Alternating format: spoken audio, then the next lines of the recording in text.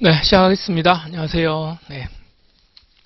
이번에 이제 방학 특강으로 해가지고 이제 원래 그 형법하고 소송법하고 같이 이제 특강을 마련을 했었는데, 우리가 이제 8월 첫 주, 둘째 주 해가지고 이제 형법은 마무리를 하고 이제 한 주 쉬었죠. 한 주 쉬고 이제 마지막 주입니다. 마지막 주에 형소를 정리를 하는데, 이제 암기장 특강이라고 지금 이제 해서 지금 계획이 돼 있으니까 우리 교재 이름대로 이제 암기장 특강입니다. 그래서 지금 이제 시간이 이제 변시로 따지면은 이제 변시는 이제 시간이 이제 찬바람 부니까 이제 지금부터 이제 초조해질 시기고, 그 다음에 이제 행시는 이제 시간이 좀 있죠. 어쨌든 이제 다시 공부하시는 분들도 계시고, 지금 이제 올해부터 시작하셔가지고 아무튼 행시는 내년 2차가 몇 월이죠? 제가 정확히 6월이요, 6월. 그러면 이제 조금 이제 시간이 좀 있는데, 일단 형사소송법 이제 우리가 6회입니다. 요 강의는 6회니까 그렇게 이제 긴 시간은 아니고요. 긴 시간은 아닌데 이제 짧기는 한데, 그렇다고 이제 뭐 계속 듬덩듬덩 갈 수는 없고, 아무튼 뭐 최대한 아무튼 뭐 교재 위주로 해서 잘 정리를 해 가겠습니다.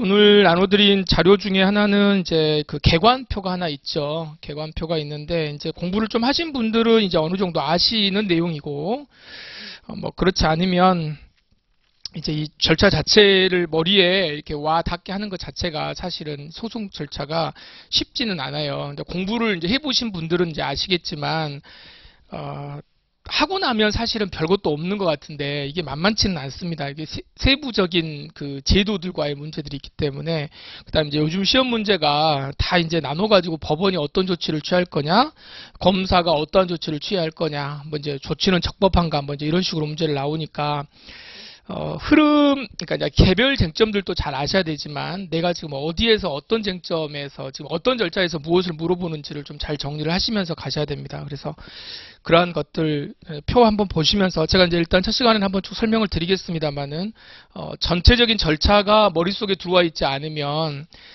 그 세부 쟁점으로만 공부를 하다 보면, 그러니까 이제 암기식으로 공부를 하는 거죠. 요거 나올 거니까. 이제 물론 이제 암기는 다 해야 되지만, 요런 쟁점 나오면 요거 쓰세요. 이제 이런 식으로만 이제 공부를 하시면, 이제 물론 마지막에는 그렇게도 공부를 하셔서 점수를 따야 되는 거지만, 조금 시간이 좀 있으실 때는 전체 흐름에서 내가 이제 어떠한 구조, 이 물어보는 쟁점이 전체 절차에서 어디에 해당하는 것인지, 무엇을 물어보는 것인지에 대한 생각을 조금은 하고 이제 공부를 하셔야 됩니다.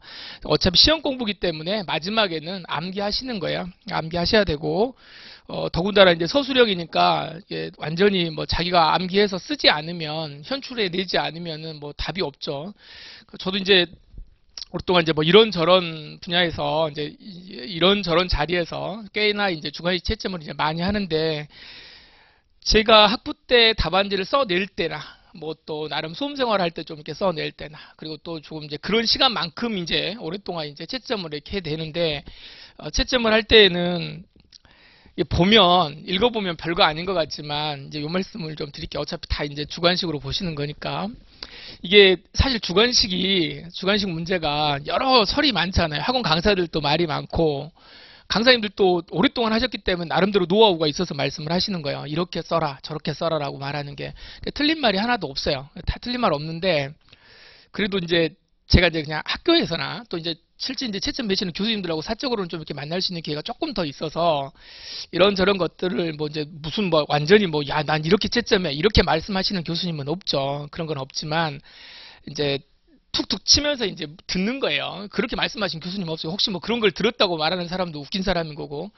이제 별건 없는데, 읽어보면 어떤 느낌이 있냐면, 답안지에 점수를 다 썼는데도, 그러니까 뭐 소위 말해서 키워드를 잘 쓰세요. 이거 나오면 이 문구를 반드시 써야 됩니다. 뭐 이런 식으로 이제 강의도 하고, 책에는 이렇게 두껍게 이제 볼드체가 되어 있고 막 이제 이런단 말입니다. 그러면 이거 보면 마치 내가 이거 썼으니까 점수가 날 것 같잖아요. 이게 점수를 더 줄 것 같고 뭐 할 것 같고 하지만, 사실 주관식 채점이라는 게 정말 지극히 주관적인 거예요. 채점을 해보면 쉽지 않아요. 이게 같은 걸 썼더라도, 이제 물론 비슷한 언저리의 점수는 가지만, 이게 이걸 하나 꼭 썼기 때문에 꼭 점수가 좋고, 이걸 하나 안 썼기 때문에 안 좋고, 뭐 학설을 이름을 나열했기 때문에 뭐 0.5점이 더 들어갔고 1점이 더 들어갔고, 그렇게 가기가 쉽지 않습니다. 사실. 예. 여러분들이 채점을 해도 마찬가지예요. 그 쉽지 않아요, 이게. 그리고 막상 이제 퉁 쳐가지고 크게 이렇게 아, 이 정도 점수가 되겠구나라고 해서, 물론 세부 쟁점으로 이제 선생님들이 이제 조정을 좀 하시지만, 너무 틀에 얽매이면서 이제 그 스트레스를 받진 마시라는 거예요. 그러니까 반드시 처음에, 아, 이게 쟁점 써야 되고, 우리는 계속 이렇게 하잖아요. 쟁점 쓰고, 뭐에 대해서 써라. 쟁점 쓰고, 그 다음에 어찌됐든 간에 아직은 뭐, 이게 공부를 하는 거니까, 법학을 공부하는 거니까, 학설을 의미가 있든 없든 간에 어느 정도 언급을 좀 해줘야 되는 것이 맞지 않느냐는 학설. 점수가 좀 있겠지. 그 다음에 이제 판례의 태도를 쓰겠죠. 어쨌든.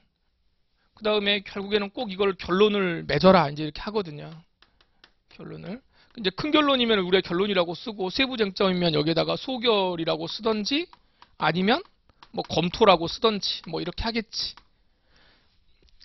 명확하게 점수가 줄 수밖에 없는 구조는 제가 볼 때는 일단은 무조건 점수 배점표에 무조건 들어가는 거는 처음에 이거하고 이건 것 같아요. 그러니까 이게 별거 아닌 것 같은데 채점표에는 우리 기준을 할 때는 별건 아닌 것 같지만 이거하고 이거는 분명히 있어요. 그러니까 기왕이면 목차를, 특히나 변시 같은 경우에는 물론 이제 소송법이 저 뒤쪽에 가가지고 짧은 점수가 있습니다. 5점, 뭐 10, 뭐 7점, 뭐 이런 점수가 있으면은 목차 나눠 쓰기는 쉽진 않아요. 쉽진 않지만 그래도 이거를 내가 반드시 썼다라고 하는 거를 좀 정리를 좀 해줄 필요가 있습니다. 이게 눈에 보이는 쟁점이어서 예를 들어서 이제 뭐 그러니까 다 여기에다가 다 적었어. 소결도 적었어. 적었는데도 칸이 남으면 시간이 남으면 마지막 결론을 맺어가지고 또 정리를 좀 해주는 게 필요해요. 근데 우리 형법은 아시다시피 구속요건, 예를 들어 형법 같은 구속요건, 위법성 책임 이렇게 가니까 그리고 항상 순서를 제일 마지막에 이거 순서대로 검토하라고 그러잖아요. 순서대로 검토하고 마지막 결론을 여기다가 쓰라고 기본적으로 배워요. 그렇죠? 법대에서는 이렇게 배워요. 처음에 무조건 뭐, 이건 무죄예요 라고 먼저 말하면 우리 대학 다닐 때만 하면 이건 뭐 그냥 그어버리는 그런 시절이 있었습니다. 아예 그냥 이거 순서대로 해야지. 그러니까 결론 항상 나중에 쓰라고 이제 이렇게 이야기를 하는데 지금 이제 변시 답안이 그렇게 안 써진단 말이에요. 특히나 민사 같은 경우는 결론 먼저 내리고 결론 먼저 쓰더라도 관계없다. 그러면서 이제 이유를 쭉 쓰는 거지. 마치 주문 먼저 쓰고 요지 이렇게 쓰는 거, 이유 쓰고 이렇게 하는 것처럼. 그러니까 그렇게 쓰더라도 뭐 그렇게 특별하게 문제가 되지는 않아요. 대신 이게 이쪽으로 가는 게 훨씬 더 특히 형법 답안지 쓰실 때는 이쪽이 훨씬 더 그래도 좀 더 낫습니다.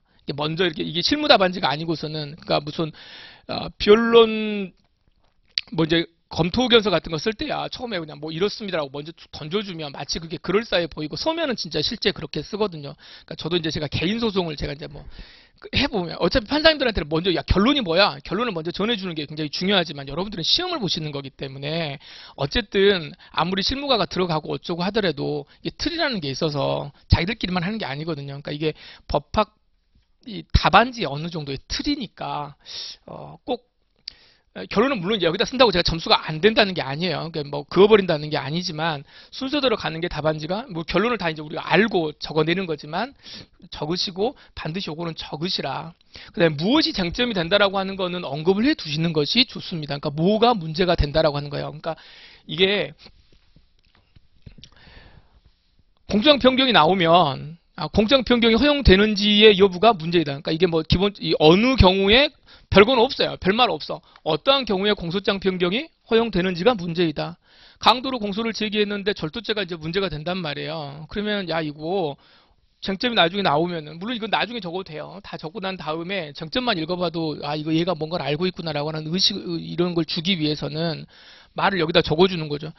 읽어보니까 공장 변경이라고 하는 게 나름 쟁점이 있어. 그럼 밑에다가 쓰죠. 분명히 내려와가지고 쟁점 잡아가지고 공장 변경의 요부 이렇게 해가지고 쓴단 말이에요. 동일성이 어쩌고 저쩌고. 우리 학설 그러면은 뭐 이제 무슨 설이 있습니다. 우리 다 기본적 동일 사실관계설입니다. 우리는 기본적 요소를 판단합니다. 이런 것들은 어느 정도 뭐 쓴단 말이에요. 쭉 이렇게. 물론 이제 잘 써야죠. 잘 써야죠. 우리가 들은 풍월이 있기 때문에 소송법은 처음에 공부하기는 좀 어렵지만 어려운 것처럼 보이지만 사실 보면 재밌거든요. 이게 재밌어요. 정치 이야기 한번 까면 아주 뭐 다 하죠. 우리 뉴스가 뭐 다 그 이야기 아닙니까? 이게 모든 사건들이. 제가 소송법 한참 재밌게 할 때가 그 탄핵 사건일 때요. 박근혜 대통령 탄핵할 때 17년, 18년 이럴 때는 이제 뭐 이제 아주 재밌게 했어요. 그냥 아주 뭐 이게 조금 막 해도 모든 사건이 막 거기 다 들어가 있는 거예요. 앉아가지고 막 헌재 막 가가지고 막 기피한다 그러지. 뭐 아무튼 뭐 별거 다 있었습니다.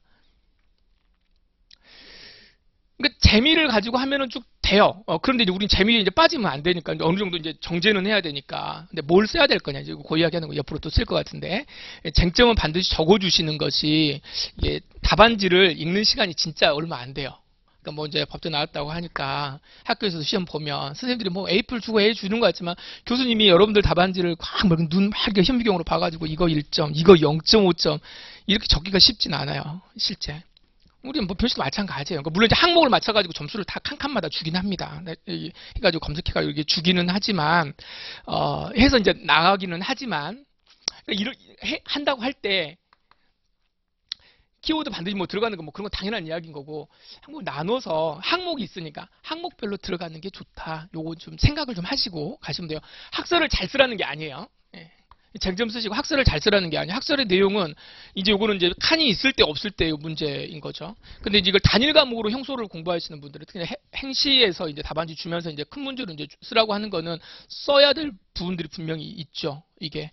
근데 이거를 뭐 자세하게 쓸 수가 없어요. 여기 형소니까 형소의 학설을 생각해 보면 여러분 저기 뭐 서점에 가봐요. 그 형법만큼 형사소송법 책이 그렇게 많지 않습니다.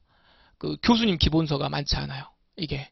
왜 그러냐면 형사법 학계에서도 형사소송법만 내가 전공을 했다. 그러니까 형사소송법이 정말 나름대로 대가다. 형법 뭐 다 왔다 갔다 수업 다 하시지만 난 형사소송법이 정말 전문이야 라고 생각하시는 교수님이 그렇게 많지 않아요.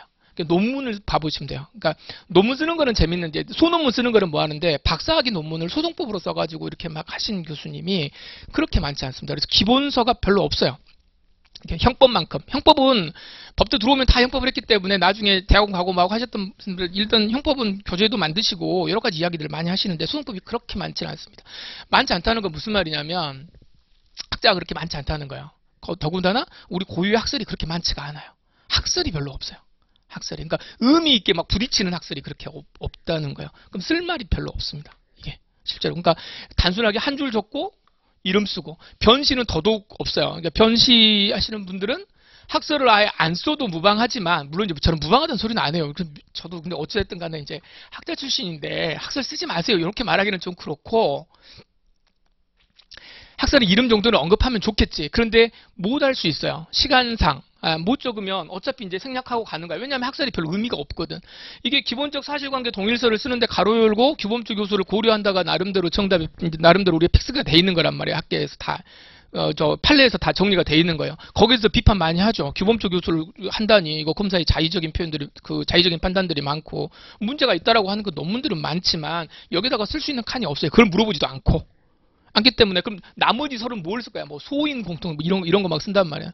그럼 그런 것들이 아직도 막 책에 남아 있긴 하지만 그러니까 책을 만드니까 쓰기는 쓰지만 그 써야 될 이유가 전혀 없습니다. 이게 모릅니다. 소인이 뭔지에 대해서 뭐 관심도 없고 다 이건 일본 학설이에요. 뭐 형법의 추상적 위험설, 뭐 추상적 부합설 이런 거 있잖아요. 예. 그런 거 막 해가지고 막 쓰는 사람들 아무 의미가 없습니다. 그러니까 일단 답안지를 만들 때의 그 틀을 이거는 적절하게 내가 학설 이름 좀 외워놨다가 조금 이제 이렇게 몇 개 이렇게 봤다가 정리해서 쓸 수 있으면 쓰고 안 쓰면 안 쓴다. 못 써도 된다라고 하는 걸 좀 마음을 좀 가볍게 생각하시고 물론 이제 모든 학설에서 다 마찬가지입니다만은 학설에 이게 한 칸을 좀 적어야 될 거라고 생각하면 이제 이름 자체에서 뭔가 의미를 주는 설도 있지만 썰이 이름이 없으면 그냥 1설, 2설 하셔도 특별하게 의미는 없어요. 이게 이렇게 썼다 그래서 문제가 되지는 않아요. 예, 채점해보면 그래요. 이걸 이렇게 썼는데 뭐 학설 이름이 명확하게 공식화되어 있지 않기 때문에. 특히 예전에 무슨 사건 같은 거 있죠. 뭐 여우고개 사건 이렇게 적는 것들이 있단 말이야. 그럼 여우고개 사건 그리고 이게 답안지에 여우고개 사건 그러면 순간 어떤 선생님들은 그냥 당연히 뭐 여우고개 사건이고 동그라미 칠 수도 있지만 어떤 채점자들은 상당수의 채점자들은 여우고개 사건 이러면 누가 알아 이렇게 생각하시는 분들도 많아요. 실제 90년대 뭐 고시계 채점평 이런 거 봐보면 이런 거 쓰지 말라고 명확하게 막 말씀하시는 분들도 계세요. 왜냐하면 이거 누가 적었냐고 이거 여우고개 사건이라는 거를 당범병 사건. 당범병 사건 굉장히 유명한 사건이긴 하지만 거기다가 이름을 꼭 붙인다 그래서 그러니까 이 당범병 사건이라는 말을 모른다 그래서 점수가 안 나가고 그런 건 아니란 말이에요. 그 내용만 적으시면 된단 말이에요. 내용. 혹시 당범병 사건보다는 내용을 적는 게 조금 더 한 줄이라도 적는 게 더 낫습니다. 생각 안 나면은 일설, 이설. 내지는 이걸 긍정할 것이냐, 부정할 것이냐. 이걸 허용할 것이냐, 말 것이냐라고 하는 본에 대해서는 결국은 뭐겠어요? 이게 긍정설, 이제 부정설이란 말이에요. 긍정설, 부정설. 그럼 요거 잘 적어 주시고, 그러니까 어떻게 이름에 의미를 두지 마시라.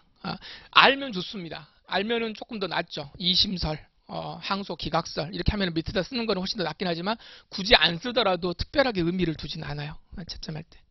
그러니까 거기에 대해서 막 감점을 하거나 그러진 않으니까 그런 것들 좀 생각하시고 학설 잘 보시고 그 다음에 이제 우리 형사소송법은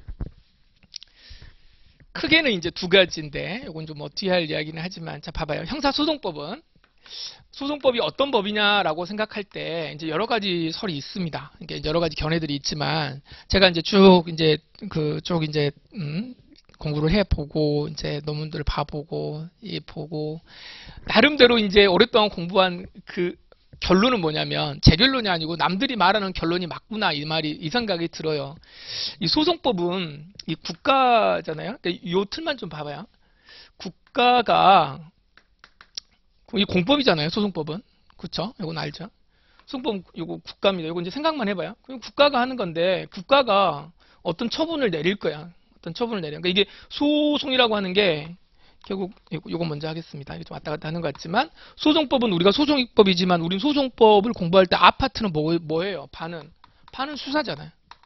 판은 수사예요. 그 다음에 공판이라고 나와 있죠. 그 다음 저 뒤쪽은 재판이라고 또 나와 있어요. 이게 뭐 의미가 재판 쪽은 이제 상소하고 이제 불복 절차 이야기하는 거죠. 계속 있죠. 이거 사실 좀 어렵죠. 이게 재판을 제대로 안 해보니까 뭐 일부 상소가 어쩌고 뭐 불이익은 어떻게 할 것이며 상수심의 구조는 또 어떠하고 어떤 건 이심이 되는 거고 안 되는 거고 막 이런 거 나오면 사실은 뭐 그럴싸하게 여기까지는 그냥 찾아보면 되는데 여기는 공부할 때 어렵습니다. 실제. 어려운데 또 어려운 게 뭐냐면 법대에서 또 어때요? 지금 이제 제가 이제 강의를 하는 대학도 이제 법학과가 없어져가지고 학부 수업만 하거든요. 학부는 이제 다른 과 이름으로 해가지고 이제 다른 이름으로 하죠. 이제 그러니까 법학과는 없으니까 이제 개설만 돼가지고 이제 계속 이제 그 예전에 법학과 수업했던 거로 계속 이어가는데 법대에서 수업을 할 때는 이게 과목이 이랬어요. 형법도 형법 총론 1, 2, 강론 1, 2, 형소 1, 2 막 이렇게 해가지고 수업을 했거든요. 그러니까 이게 쭉 갑니다. 그런데 지금 이제 이게 넘어오니까 이걸 마치 이제 교양이나 일반 선택처럼 이제 설강을 해야 되니까 이렇게 많은 과목을 배정을 못 해요. 그러니까 과목이 어떻게 되냐면 이제 형법 한 번, 소송법 한 번 이렇게 가는 거예요. 총론, 강론, 소송법 이렇게 가는 거예요. 저도 이제 내일 모레 이제 다음 학기가 이제 강론하고 소송법인데 한 번에 다 끝내야 돼요. 15주에 다 끝내야 되면 수업을 어디까지 하냐면은 어디까지 할 것 같습니까? 이게 우리 어디까지 합니까? 이게 절대 저 공판 넘어갈 수가 없어요. 예, 재판은 수업을 안 해요. 더군다나 제 대학 때도 안 했어요. 뭐 재심 같은 거 있잖아요. 재심 우리 지금 엄청 중요하잖아요. 나름대로 중요하잖아요. 90년대 학부모들 재심 안 배웠습니다. 왜냐하면 재심을 할 일이 없어요. 그때는 어떤 시절이에요? 군사정권 시절이고 법원의 재판을 다시 바꾼다는 게 말이 됩니까? 이게 다 이제 예전에 그 군사정부 때 특히나 박정희 시절이나 이승만 시절에 이때 뭔가 잘못해가지고 사법살인 이런 거 했던 것들 다 지금 다시 해가지고 재심하는 거잖아요. 그러니까 재심이라는 게 있지 않아요. 그 재심이 없었어요. 이런 거 전혀 공부 안 했거든요. 실제로. 공부 안 하지? 수사는 재밌게 하죠. 이건 경찰도 열심히 하고. 공판은 경찰이 안 해요. 경찰 공부하시는 분들 안 해요. 여기 증거만 합니다. 증거만 하는데 증거는 이제 수사하고 연결이 되니까 나름 공판 절차는 안 해요. 근데 공판 절차는 사실 어려운 것 같지만 별건 없어요. 가가지고 오늘 서울중앙지법원 가지고 좀 앉아 있어 보면 그럼 이렇구나 이런 거 생각해 보면 됩니다. 저는 심심하면 저는 이제 학교에서도 이제 한 번씩 이렇게 하면 무조건 재판 갔다 오라 그러거든요. 근데 안 가거든. 이게 로스쿨생들이 또 이제 실무 수업 하니까 이렇게 한 번씩 왔다 갔다 하지 재판 저기 갈 일이 별로 없어요. 그러니까 가가지고 앉아 있으면 판사님하고 사진 한 장 찍어가지고 오라 그러고 이제 이러면은 그냥 느낌이 좀 다르지 않습니까? 공부하면 틀립니다. 수사하고 공판하면은 괜찮아요. 그런데 봐봐요. 우리 이름이 뭐예요? 소송법이죠. 소송법이면 뭘 공부해야 돼요? 뭘 공부해야 되냐면 공판을 공부해야죠. 공판을 공부해야죠. 그래서 수사는 우리는 사실 공부할 필요가 없는 거예요. 이게 사실은 그렇지 않습니까? 형사송법이라고 돼 있으니까. 근데 우린 이걸 같이 공부해요. 이제 뭐, 물론 이제 그런 말씀 많이 들어보셨겠지만, 우리 법은, 특히나 이 형사법, 이렇게 이제 우리가 인정은 잘 안 하지만, 소송법이나 형법은 생각보다 많은 영향을 받은 게 일본입니다. 일본에서 많은 영향을 받았죠. 그러니까 이렇게 가서 보면, 일본 책을 읽어보면 우리하고 너무나도 이게 우리 법 아닌가? 뭐 이런 생각이 들 정도로.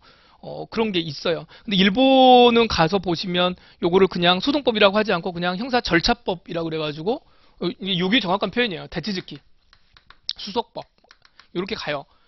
그럼 이걸 두 개를 우리가 같이 공부한단 말이에요. 근데 틀은 어디냐? 지금 우리 시험에서 매번 나올 수 있는 틀은 소송법에서 나오는 거는 일단 요걸 전제로 해서 어떻게 할 것인가? 국가가 어떠한 권한을 행사하는가? 어떠한 행위를 하는가? 누구에게? 국민에게 어떠한 것을 하는가? 이 절차는 다 어디냐면 다 수사예요. 수사 파트예요. 그러니까 시작은 어디로 가냐면 수사 절차가 뭔가 잘못된 거를 전제로 해요. 시험 문제가 다 만들어낼 때는. 그러니까 수사 절차가 잘못됐대. 요 절차가 잘못됐어요. 잘했으면 관계없어. 아무 관계없죠. 이게 뭔가 잘못됐으니까 공판 절차에서 이걸 어떻게 하면 이걸 좀 이렇게 뭐 할까요? 이거를 좀 바로 잡을까요의 문제잖아요. 구조가 다. 그러니까 여기 절차를 잘 하셔야죠. 요 절차. 여기 적법성의 문제가 항상 문제예요. 예. 여기 적법성이 문제가 된다. 그리고 여기에서 하는 일이 뭡니까? 수사가 수집하는 거죠. 수집하는 거니까 뭐 위수증이든 압수수색, 뭐 전자증거, 요즘에 엄청나게 전자증거 압수수색은 엄청나게 많이 뜨는 이유, 다 그게 뭐냐면 다 형사판례가 다 거기서 나오는 거죠. 검사는 무조건 다 잘하는 거예요. 요 단계에서는. 검사가 뉴스에서 나오면서, 뉴스 나올 때 뭐라 그래요? 검사가 뭐 이렇게 압수수색 했습니다. 뭐 했습니다. 그러면 저런 나쁜 놈 막 다 이러잖아요. 이게 다 잘한 거야. 이건 뭐냐면, 미안하지만, 이 표현을 뭐 이제, 이게 좋은 표현일 수도 있고 아닐 수도 있는데, 이게 국가는 요 증거를 수집한답시고, 소위 수사를 한다는 명목하에 증거를 수집한답시고, 영장을 가져가지고 옵니다. 그래서 실질적으로 어떻게 하면 합법적인 폭력을 행사해요. 국가는. 그런 거잖아요. 근데 이걸 갖다 어떻게 우리가 국민들이 그냥 막고 있을 수는 없잖아요. 맞을 수 없으니까 계속 이제 주장하는 거죠. 야, 영장주의 위반이야. 왜 그렇게 한 거야? 너 체포 이것도 잘못된 거야. 왜 나 때려? 왜 나 잡아가? 왜 쓸데없이 나를 끌고 가? 이런 것들을 계속 하는 거죠. 요 절차 공부하는 거예요. 그러니까 항상 우리 공부 구조는 여기입니다.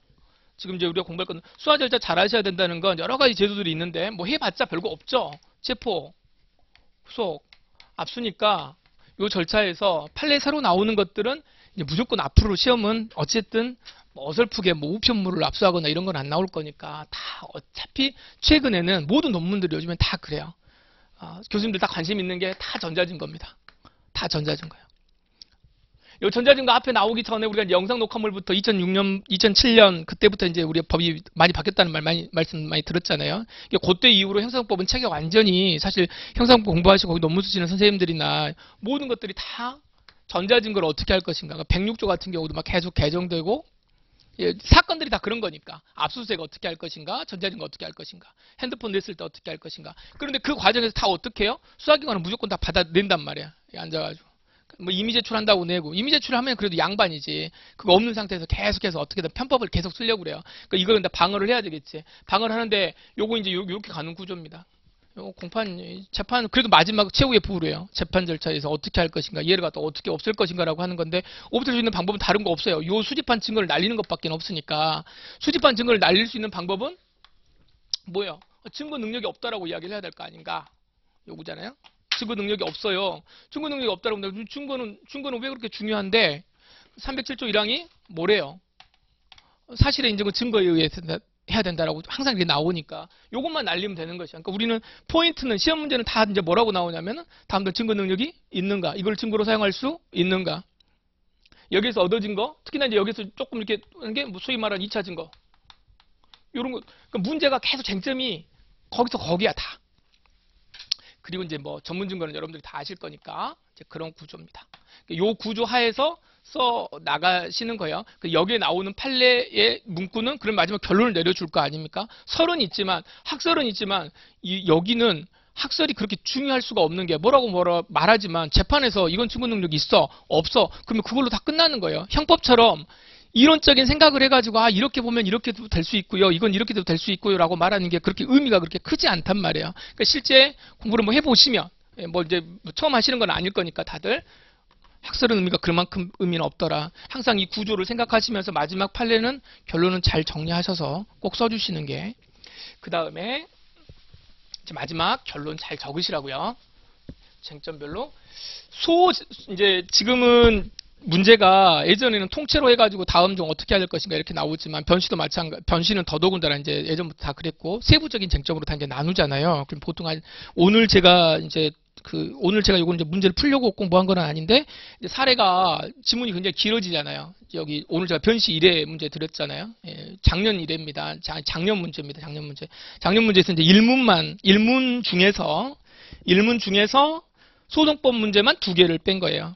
소송법 문제만 2개 있었어. 이게 이제 지문 1, 2고 문제는 그대로입니다. 문제는 그대로 드렸고 그 다음에 이제 여기 소송법 문제가 2개였어요.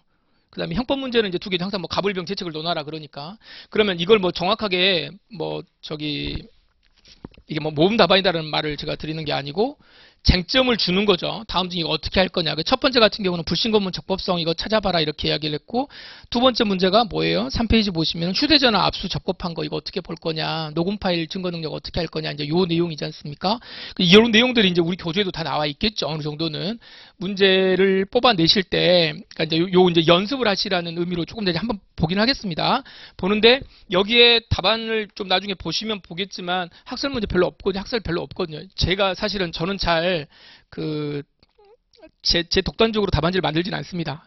다른 선생님들 거 다들 이제 교수님들 다 이렇게 의견 다 해서 조합해서 만들어내니까 적절하게 들어갈 내용들이 들어가 있거든요. 이게 그러니까 이게 뭐 개인적으로 자, 판례 정리 잘 하시라. 예, 거기까지만 제가 말씀드립니다. 요거 이제 연습을 좀 하시는데, 자, 이제, 이번 이제 손이 좀 길었는데, 보세요. 이 암기장 수업이라는 게 이제 제가 요거를 암기할 부분을 이제 체크하고 가야 되는 그런 수업일 건데, 이게 또 교재가 지금 2파트로 나눠져 있어요. 사례 나와 있고, 이론 나와 있고, 그래서 이걸 어떻게 할 거냐면, 일단은 우리, 아마 예고가 아마 그렇게 돼 있을 겁니다. 2편 사례형 정리를 좀 하겠다라고 되어 있으니까, 사례형에 나와 있는 쟁점을 잘 정리를 해 나가겠습니다. 근데 여기가, 이 교재가, 이게 모범 답안이 아니에요. 예, 요거는 제가 이제 쭉 봐보니까 예전에 이제 사시 형태부터 이제 계속 올라왔던 책인 것 같은데 이게 모범 답안은 아니고 이걸 갖다 다 쓰지도 못하는 거고, 예, 약간 좀 사족들이 좀 많이 좀 붙어 있는 부분 좀 없지 않아 있습니다. 근데 책은 그렇게 쓸 수밖에 없어요. 이게 설명 없이 몇 줄 이렇게 적을 수는 없으니까. 그래서 뭐 독학을 하시는 분들도 계실 거니까. 그래서 이제 책 구조는 그렇게 되어 있습니다. 그래서 이거를 다 써야 된다고 생각하지 마시고 여러분들이 연습을 하셔야 됩니다. 이건 어쩔 수 없이. 보시고 제일 먼저 하셔야 될 거는 다른 건 없어요. 이 사례 보고 사례만 다 덮어놓고 사례만 보고 쟁점을 파악하실 수 있는 연습을 먼저 하셔야 되는 거고 그 다음에 그 쟁점대로 그 쟁점에서 쟁점을 빼시면 물론 이제 그 앞에 공소장 우리 176쪽 가보죠. 교재에서 176쪽 하지만 예제1 공소장 변경과 필요적 이송이라고 되어 있으니까 이 쟁점은 공소장 변경과 필요적 이송에 대해서 나와 있겠죠. 뭐 이건 어쩔 수 없어요. 책의 편제니까 어쩔 수 없지만 이거를 놔두고라도 옆에는 놔두고 이걸 책을 외우려고 하시면 안 됩니다. 책은 여러분들 요 책 말고도 다른 책도 다 많이 있잖아요. 있어요. 다 알고 있고 그러니까 결국 연습을 하는 거는 다른 거 없어요. 지문 놓고 지문에서 밑줄 쳐가지고 여기서 요게 쟁점이고 요게 쟁점이고 요거 연습하셔야 되는 겁니다. 시험장에서는 다른 거 없잖아요. 요거 하시는 거예요. 그래서 그거를 밑줄 치시고 보시고 난 다음에 내가 쟁점을 잡았으면 이게 뭐가 문제가 되는데 제일 마지막에는 이제 뭐가 있죠. 어떠한 조치를 취해야 하는가. 뭐 고등법원의 관할권 행사는 적법한가. 동일성 인정되는가. 자 이제 이게 되면 내가 공부할 게 이제 뭐예요? 이거잖아요. 순서는 쟁점이잖아요. 연습장으로 하셔도 되고 그냥 무도수 하나 사가지고 그냥 끄적끄적 해도 되고 뭐 패드에 그냥 끄적끄적 거리셔도 돼요. 일단 이거 쓰는 연습을 일단 한번 적으시고 요거 한번 적으시고 그 다음에 내가 이 문제가 실제로 시험에 나오면 내가 요 쟁점에 대해서 학설이라 합시고 뭘 쓸 수 있을까를 생각해 보세요. 내가 공부한 거에 대해서. 생각 안 나면 안 나는 대로 뭐 어쩔 수 없어. 그냥 넘어가도 됩니다. 이제 교재를 찾아보시는 거죠. 아마 기본서들이 다 있을 거니까. 학설이 있나? 찾아보셔가지고 학설의 내용은 한번 읽어보실 때 이름은 자 적지 않더라도 학설의 이름 정도는 있으면 한번 적어보시는 정도로 시험장에서 기억나면 나는 거고 아니면 많은 거고 어쩔 수 없어요. 시험장에서 뭐 이렇게 여유 있게 뭐 쓸 수 있는 건 아니니까. 교수님들이나 뭐 논문 쓰는 사람들이야 책 이따만하게 쌓아놓고 어젯밤에 써놓고 오늘 좀 이상하네? 그리고 다시 한번 바뀌어보고. 책 쓰는 사람도 마찬가지예요. 다 그렇게 쓰지만 수험생은 사실 그렇지 않기 때문에 이거 보시고 문제를 낼 때에는 반드시, 특히나 소송법은 반드시 뭘 내요? 판례에서 쟁점을 뽑아내는 거예요. 그러니까 판례 사안을 가지고 오는 겁니다. 그럼 여기 뭐가 있겠어요? 메인 판례가 있어요.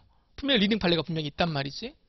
그럼 이걸 어떻게 쓸 것인가인데, 그 로스쿨 초기에 이제 로스쿨 초기니까 벌써 지금 10년 넘었잖아요. 지금 14회 시험 봤으니까 한참 초기에는 이제 저 정도의 나이, 제가 한 10몇 년 전, 이렇게 13, 14년 전, 저 정도의 나이에서도 예전에 이제 공부 좀 했던 사람들이 로스쿨 갈까 말까 막 이런 사람들이 꽤 있었단 말이에요. 뭐 최근까지도 뭐 이제 졸업한 사람도 있고 막 그럽니다. 50 다 돼가지고 막 졸업해가지고 이제 붙었어요. 막 이런 사람들 분명히 있어요. 지금 많이 사라졌지만. 자. 그때 제가 이제 그 말 중에 그 후배들이 가가지고 이제 뭐 로스쿨 한 3회, 4회 이렇게 가가지고 이제 막 땀 뻘뻘 흘리고 공부합니다. 공부하는데 고생 많지? 그런데 이 친구들이 뭐라 그러냐면, 와가지고 이 젊은 친구들을 못 따라가겠다는 거예요. 그래서 그렇지, 나이가 지금 이제 30 한참 넘었는데 뭐 20대 중반 이런 애들하고 어떻게 같이 하겠어. 아무리 자기가 법대를 나오고 뭐 사시이차를 뭐 몇 번 받고 이렇게 하더라도 3년 동안 버티면서 공부한다는 게 쉽지는 않거든요. 어찌됐든 체력이 일단 딸리니까 젊은 게 최고입니다. 어쨌든 인생은 젊은 게 최고예요. 아무리 뭐 이런저런 거 있다고 하더라도 제가 보니까 그래요. 더 나이 들어가니까 더더욱 그런 생각이 드는데, 젊은 게 최고야. 어떤 게 젊은 게 최고냐, 와가지고 하소연을 하는 거예요. 오빠, 애들은 잠을 안 자요. 시험 보기 전인데 애들은 학교 도서관 그 이제 정독실 다 있지 않습니까? 한 칸씩 다 이렇게 자리 다 주니까 애들은 잠을 안 자요. 잠을 안 자고 판례를 다 외워요. 그냥 답안지에 쓰는데 답안지를 이렇게 해가지고 이렇게 보면 한 줄도 이렇게 뭐 그냥 통째로 다 외운다는 거예요. 애들이 다 외워가지고 막 쓰는 것 같다고.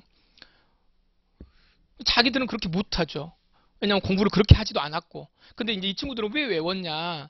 이게 뭐 다른 거 전공하다가 로스쿨 왔는데 버티면서 이제 하라고 하니까 무조건 하는 거죠. 근데 이거 쓰면 된다고 하니까 머리 좋으니까 다들 외웁니다. 외워가지고 그대로 이렇게 막 넣어요. 그럼 외우니까 좋은 거다. 이게 와, 답안지도 이제 그 당시에 이제 우리 교수님들과 같이 이렇게 채점 맞은 거 옆에 이렇게 봐보면 로스쿨 답안지를 보면 정말 잘 쓰는 답안지들이 있어요. 글씨도 잘 쓰고 막 이렇게 막 다 적어서 이대로 판례를 그냥 읽는 것 같아. 그런데 그렇게 다 그러진 못할 거 아니에요. 다 그러지는 못해요. 그러니까 이걸 통째로 외운다라고 하는 건 좋기는 하지만 여기서는 어쩔 수 없이 무슨 말이야. 이제 여기서 이제 키워드 잡으시고 이걸 다 외워서 써야 된다라는 그 강박관념을 버리시는 게 좋습니다. 외워지지도 않고 외워서 쓰기도 쉽지가 않아요. 그러니까 그거는 그렇게 하지 마시라.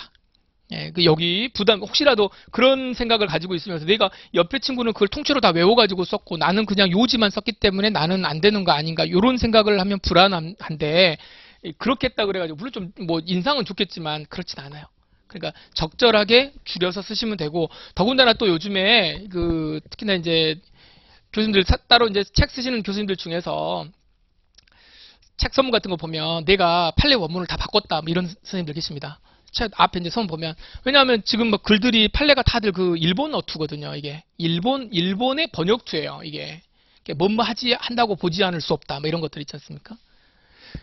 그런 것들 내가 다 바꿨다. 그러니까 그게 좀 약간 부정적으로 생각하시는 분들이 있으니까 여러분들의 어투로 만들어가지고 쓰셔도 별 지장 없습니다. 이거 그대로 옆에 친구는 다 외우는데, 그러니까 스트레스 받지 마시라는 제가 말씀을 드리는 거예요. 자, 그렇게 하시면 여기 메인 판례가 하나 나옵니다. 그러니까 판례 하나 정리하시고, 그 다음에 요거는 뭐예요? 이제 마지막 요거는 제가 써주라 그랬잖아요. 점수에 분명히 요거는 제가 채점을 해봐도 여기 점수를 줍니다. 하다못해 1점을 줘요. 그러니까 옆 사람보다는, 왜냐면 쭉 이렇게 끝났어. 쭉 말하고 나서 쭉 끝났다. 그러고 나서 결이 없어. 물론 여기 위에서는 무슨 죄가 성립한다, 공소기각을 해야 된다 이렇게 하고 나왔어요. 근데 이게 이 세부쟁점이란 말이야. 이렇게 돼 있는데 각각의 세부쟁점을 넣어놨어요. 여기 답을 맞았어요. 갑에 대해서는 뭐하고, 갑에 대해서는 면수하고, 을에 대해서는 공소기각한다. 특히나 이제 이런 경우들이 있죠. 특별법에서 이제 우리 행시는 특별법이 안 나오죠. 그렇죠. 그러니까 혹시라도 이제 뭐 일단 그 특별법 상에서 이게 큰 사실이 있고 도로교통법 위반, 이거 예로만 듭니다. 도로교통법 위반이어가지고 공소가 제기가 됐는데, 도로교통법 위반에서는 이게 운행 중이 아니기 때문에 자동차라고 볼 수가 없기 때문에 이번 그 8월달에 모의고사 기록에 나온 그거 아니기 때문에 요거 해당하지가 않아. 그러니까 요건 325조 전담 무죄예요. 전담 무죄인데 무죄라고 끝내는 게 여기 하나의 쟁점이야. 여기 점수가 나와. 여기까지 보는 게, 이게 제일 마지막 문제가 한 10한 5점 정도 되는 쟁점인데, 이게 폭행이 되느냐, 이게 도로교통 위반이 되느냐, 운전 중에 폭행이 되느냐, 이제 요 쟁점인데, 안 된다, 안 된다가 답이야. 안 된다가 답이고 끝나면은 사실은 여기 배점이 거의 이제 물론 좀 조정 좀 했지만 6.6점이었는데, 여기서 끝나는 게 아니고 폭행이었거든요.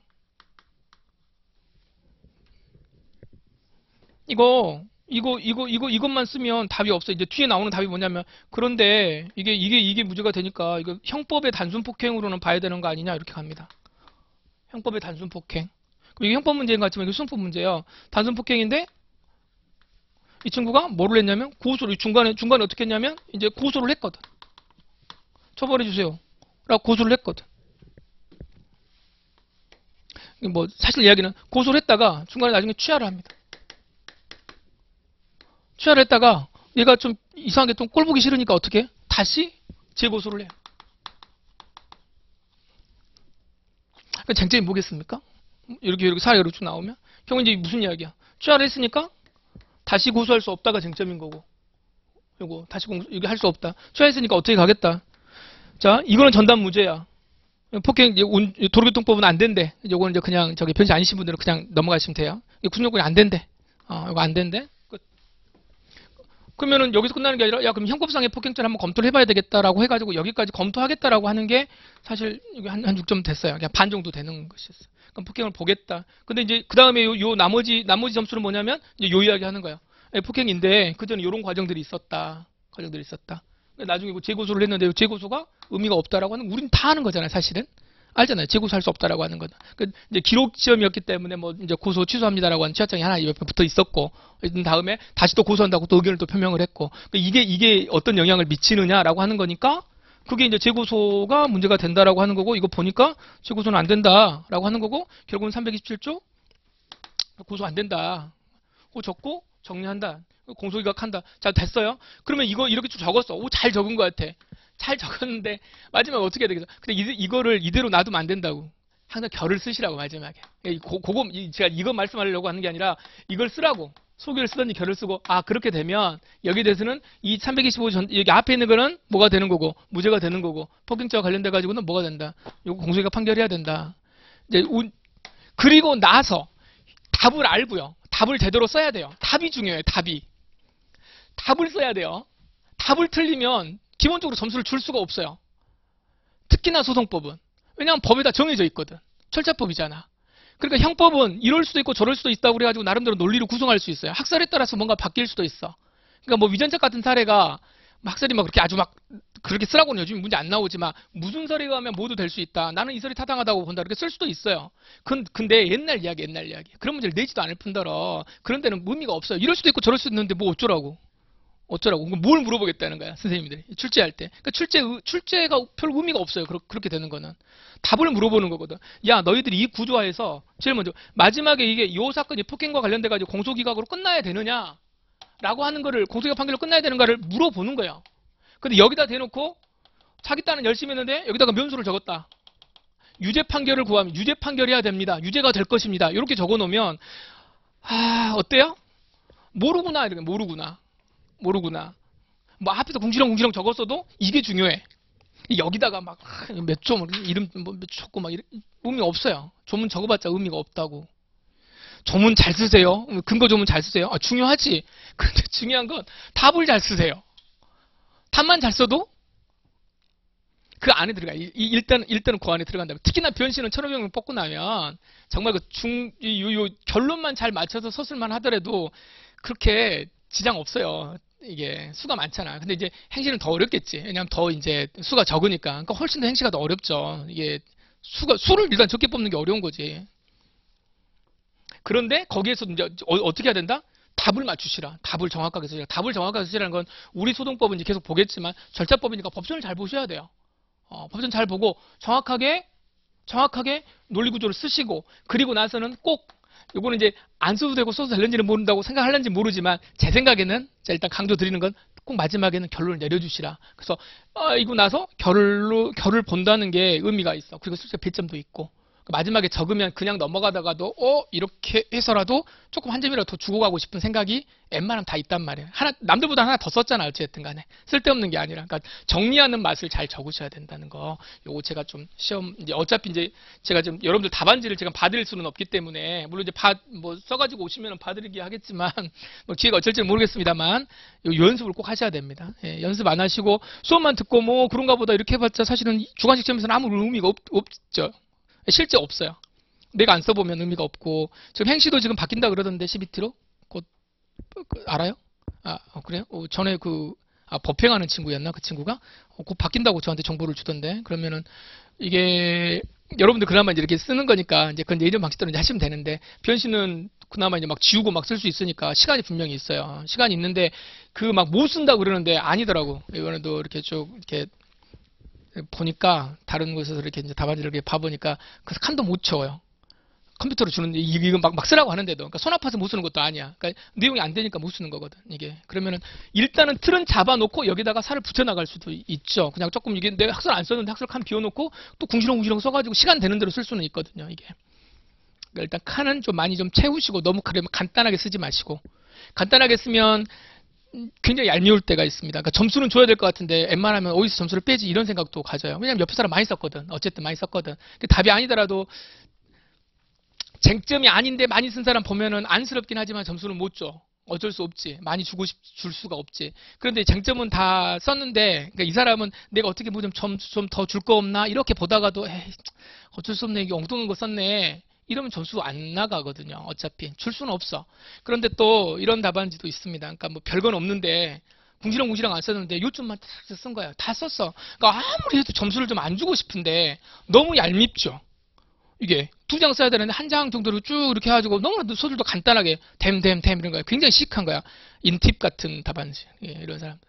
보고 있으면 와 이걸 어떡하지? 그러는데 빼주고 싶어도 있고 하다 보면 점수를 주거든요. 이제 거기에다가 그러니까 일단 틀을 보시고 그 다음에 거기다 조금만 가필하시면 좋은 답안지가 될 수 있습니다. 좋은 답안지가. 특히나 이제 행시 쪽은 이제 교수님들이 더 많이 들어가실 것이기 때문에 신과들보다는 또 그러면 또 인상이 조금 더 그럴 것이고. 그러니까 제가 이제 뭐 두서없이 이야기를 했습니다. 제 시간이라. 그래서 그런 연습을 꼭 하셔야 된다는 거. 요거 4개를 꼭 쓰시는 연습을 하세요. 여러분들 쓰시는 거니까 진짜로 써보셔야 됩니다. 써보시면서 그렇게 가시면 될 것 같습니다.